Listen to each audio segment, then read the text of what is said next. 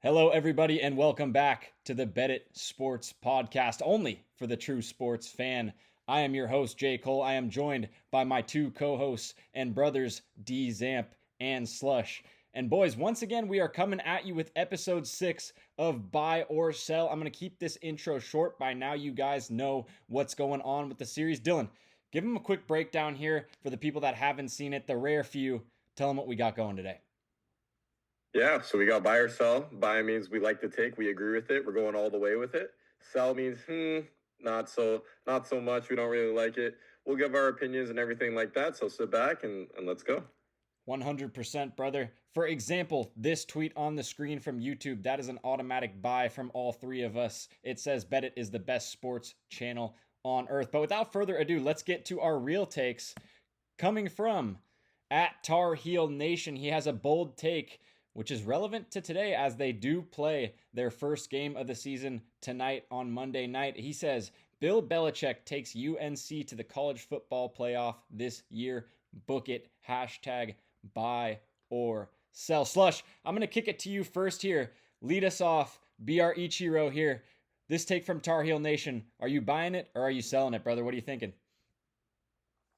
I'm buying this take 100%. I think that Belichick, he always has a strong defensive schemes. I think it's definitely going to transition over to college football, and with the playoff picture increasing, what do we have, 12 teams? Yep. I think that no doubt UNC gets in there. I mean, they have over 70 new transfers, so it's going to be interesting. It might take some growing pains in the beginning to get through it. But, I'm more than confident that Belichick's going to get this UNC team where it should be. So I'm buying this take. I love it, Slush. A buy off the bat here for UNC. Dylan, I'm going to kick it to you next. Are you going with Slush or are you selling this take from Tar Heel Nation? Yeah, so North Carolina, they got Bill Belichick. And I'll tell you, this team needs a miracle. But they got the man in charge, Bill Belichick. He pulled off his own miracle, landing a 20-year-old girlfriend, and that's crazy. So I think he has what it takes. Bill Belichick, obviously the craziest and arguably the best coach of all time in football. Some would say Madden maybe as the best coach, but I think he's personally the best coach of all time. He's taken his talents to college now. We'll see, if he has the right guys, build up the program over a few years.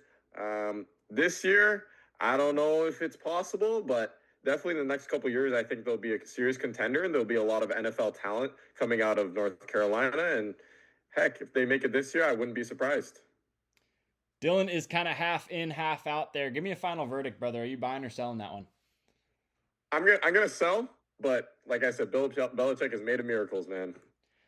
100% the miracle worker there. Boys, I guess it's up to me to decide it once again.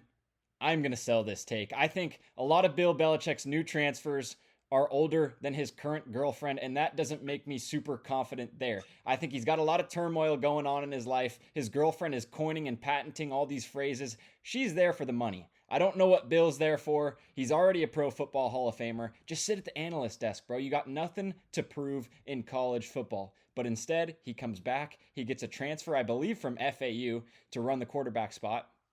And he's trying to make the college football playoff.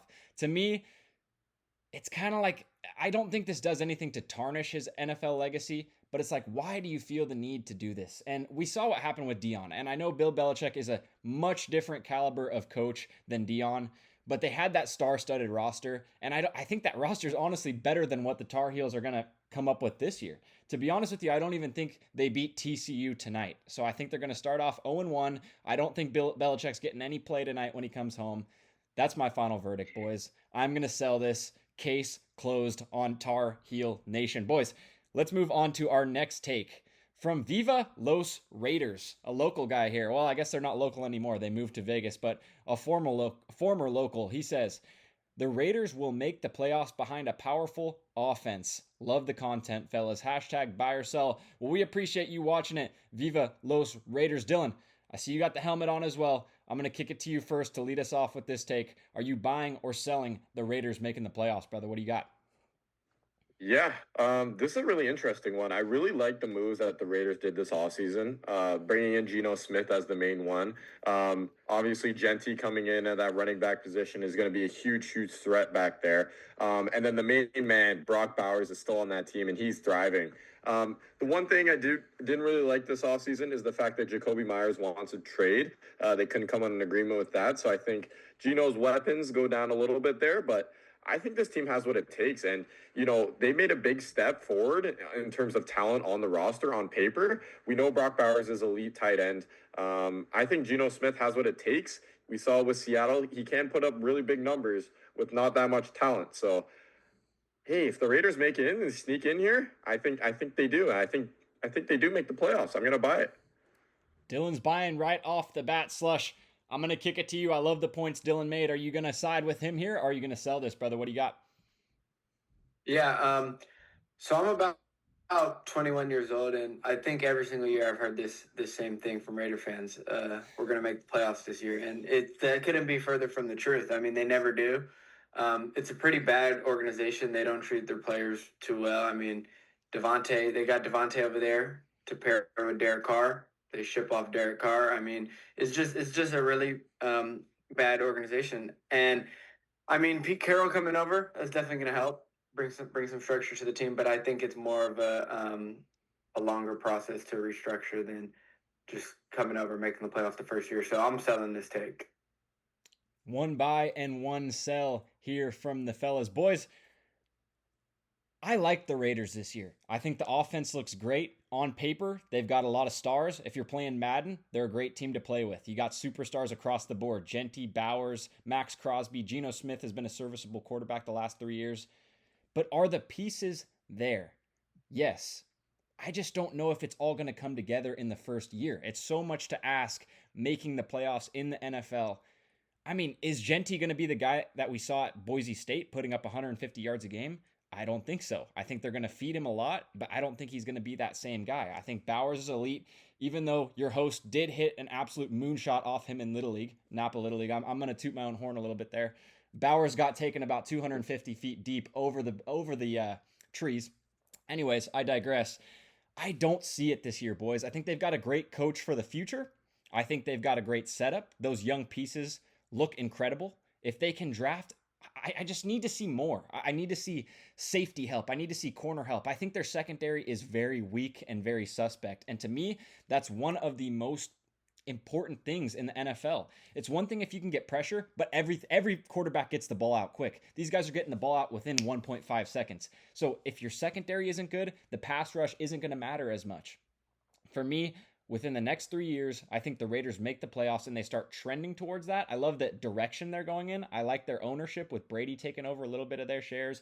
I love the hire with Pete Carroll. I think he's a great coach, like Slush said, giving that organization a little bit more structure. Because in previous years, you had Antonio Brown flying a hot air balloon into practice and then burning his foot in a cold tub. So I don't know what was going on there with the Raiders, but I like the direction they're going in. I just can't buy the fact that they're going to make the playoffs this year, so I'm going to sell that, boys. Let's move right on to our third take of the day from at Mariners Nation. He says, Cal Raleigh deserves MVP over Judge or anyone else. Keep it up, fellas. Hashtag buy or sell. Slush, I am going to kick this one to you. Brother, are you thinking Cal Raleigh deserves this MVP, or are you going with the field here? Cal Raleigh is having an amazing year. I think that switch hitting catcher that can hit for big power is always going to be, in MVP conversations. But I don't know. I think Judge is just special. I think that the impact that Judge has, I think it's not comparable to any other player. I mean, just the threat of him in the box. You're thinking about him when he's in the hole. Like, I got to get this guy out, or else I'm gonna face Judge. So I think that is bigger than just what he does on the field. It's just his presence and his leadership. So I'm selling this take. Slush. Slush is selling right off the bat, and he is thinking of Judge when he's in the hole. Dylan, I'm going to go to you next here. What do you think? What are you thinking about Cal Raleigh deserving MVP over Aaron Judge, brother? Clean this take up for us. What are you thinking? Yeah. This is a really close race here, and just looking at pure power and pure stats, Cal Raleigh 50 home runs and 107 RBIs. We haven't seen a catcher hit that many home runs since Salvador Perez a few years ago, back in the COVID season. But Aaron Judge is just unbelievable. He's hitting 324, 43 home runs and 97 RBIs. I know it's just under the numbers power wise compared to Cal Raleigh, but his hitting average is far, far superior. I also know Aaron Judge has been walked the most times, intentionally walked the most times, I think, in the past like 20 years. He's a huge threat at the dish. Everyone knows it. Cal Raleigh, sure, he plays phenomenal defense behind the plate every day. He'll hit 50 home runs, which is remarkable as a switch hitter. But I do think Aaron Judge does slightly get the advantage. I know there might be voters fatigue. Aaron Judge has won the MVP before. Cal Raleigh, obviously a great, great year. But I think as an overall player, Aaron Judge gets picked 10 times out of 10 over Cal Raleigh. I think he gets the MVP with these stats, and I don't see otherwise. Two sells here from the boys, and I'm going to make it three. I'm just going to give it to you guys right off the bat. I am going to sell this take. I agree. I think we could see a situation where Aaron Judge does not win the MVP because of what Dylan said, that voters fatigue. We saw it happen in the NBA with Nikola Jokic. I know there was a very deserving recipient in Shai Gilgeous-Alexander, but to be honest with you, I thought that was Jokic's award to win. I think the same could happen here with Aaron Judge. When I'm constructing a lineup and when I'm building a team, I want Aaron Judge in the middle of that lineup more so than I want Cal Raleigh. And like Slush said, when he is in the hole, I am thinking about him and only him. I'm not thinking about Cal Raleigh. Aaron Judge does it all.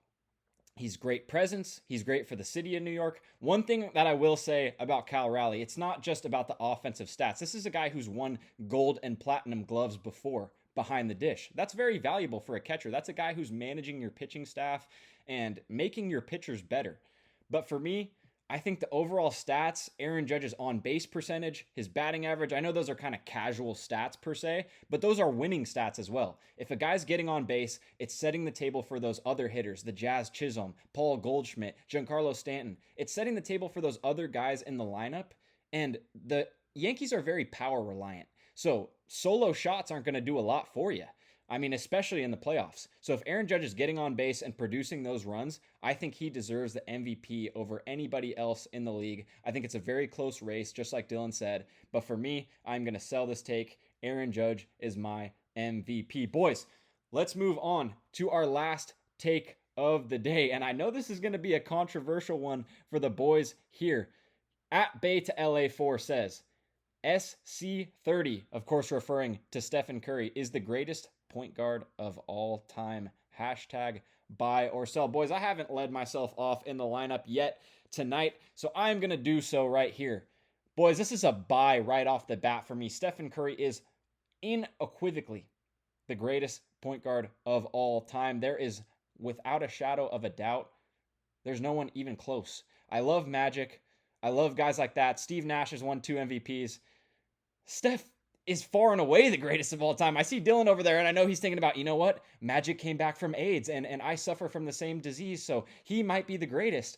So for me, that's just not the case. I think Steph is far and away the greatest. You're talking about a guy who's done everything. Every award that you've ever thought of, he's won. And he finally locked up that finals MVP that he was kind of missing from his trophy cabinet in 2022. For me, that cemented his legacy as the greatest. Not only has he changed the game completely. I mean, we've got guys like Wembanyama who are over 7 foot shooting from pretty much the half court line. Why is that happening? Because of Stephen Wardell Curry. That's why. I mean, Wardell changed the game, and that's not even why he's the greatest. The stats and accolades prove to me that he's the greatest alone. But the way that he kind of put the game in a transition period, and now everybody's wanting to shoot from behind the line, to me, makes him the greatest point guard of all time. Dylan, I see you over there giving me a kind of quizzical look. Take this right here. I know where you're going already, but are you buying or selling Steph being the greatest point guard of all time? Hit me, brother. No, so the actual greatest point guard of all time in my community is Jeremy Lin, but let's not go there. The real point guard of all time, the best is Magic Johnson. There's no debate about it. As of right now, sure, I think Steph Curry could get there, but Magic Johnson is far more superior. Magic has more MVPs. He's played less seasons than Steph Curry. He has attended more All-Star games, more MVPs, more Finals MVPs, more All-NBA first teams. The assist leader, arguably the best passer of all time. And yes, you could say Steph Curry is the best shooter of all time, but I will take a great passer over a great shooter when you got four other guys on the court who can shoot the ball. Let me also add this. Magic finished his career with AIDS, of course, but that's not a part of this. He finished with a double-double, 19.5 points per game, 11.2 assists per game. Those are outstanding numbers. His field goal percentage, efficient, 520 career field goal percentage. Sure, he couldn't shoot the ball as well as Curry, but damn, he made a difference. And like I said, he is a Hall of Famer. He's a multiple-time champion with the Lakers. I think that his legacy might not be as great as Steph Curry's because he gets overshadowed with a lot of those LA Lakers in that organization. But just the way he presents himself, the way he went to the court every day and really made sure that everyone got the ball. I think that he is a winner. I'm not saying Steph isn't, but I'll take Magic Johnson. As of right now, I think he's a top 5 player of all time. Do I see Steph Curry getting into there? Maybe, but as of right now, if you told me today who is better, give me Magic Johnson. Dylan, I don't even think you believe that take, brother, but nonetheless, we are one buy and one sell. Slush, take us home here, brother. Are you buying or selling Wardell Curry being the greatest point guard of all time? I'm buying this take. I mean, honestly, I feel like I don't need to even explain myself. Just Steph's resume is pretty insane. I mean, what he's done for the game, like not only stats, but I mean, this guy made the 3-point shot the centerpiece of basketball. He changed, the way defense is played. Like, you're picking this guy up when he crosses half court because he's just that much of a threat. I mean, he inspired the whole younger generation to like focus on the 3-point shot because that's what the NBA is leading to now, and it's all because of him. And then also, not to mention like the small ball era, he kind of introduced that. I mean, the Warriors won 3 or 4 rings without a center, just because of motion offense and the explosiveness and threat of shooting the 3 ball. So I think I go on and on about this take, but he's undisputed best point guard of all time, only unanimous MVP ever. I think that if LeBron retired before Steph came into the league, then they would be marketing Steph as the best player of all time. But it's just because he's under the shadow of LeBron James, and LeBron has the best PR team in the nation, then he's always going to be that underdog. So I'm buying this take. I agree, Slush. We've got 2 buys and 1 sell. Dylan, of course, hitting us with the Magic Johnson take. And one thing I'll add about that is, of course, he had a high field goal percentage. If this dude got close to you on the court, you would be dead within 3 to 5 years if he spit on you or bled on you.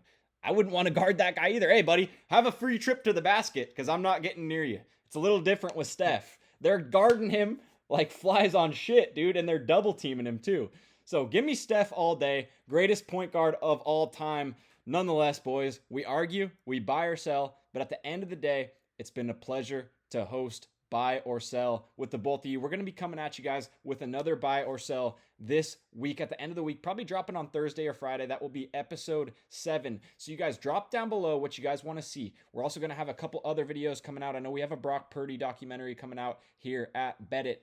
But guys, like I said, if you guys want to be in a video, if you guys want your tweet included in the video, drop hashtag buy or sell down below in the comments, and we will get to you guys.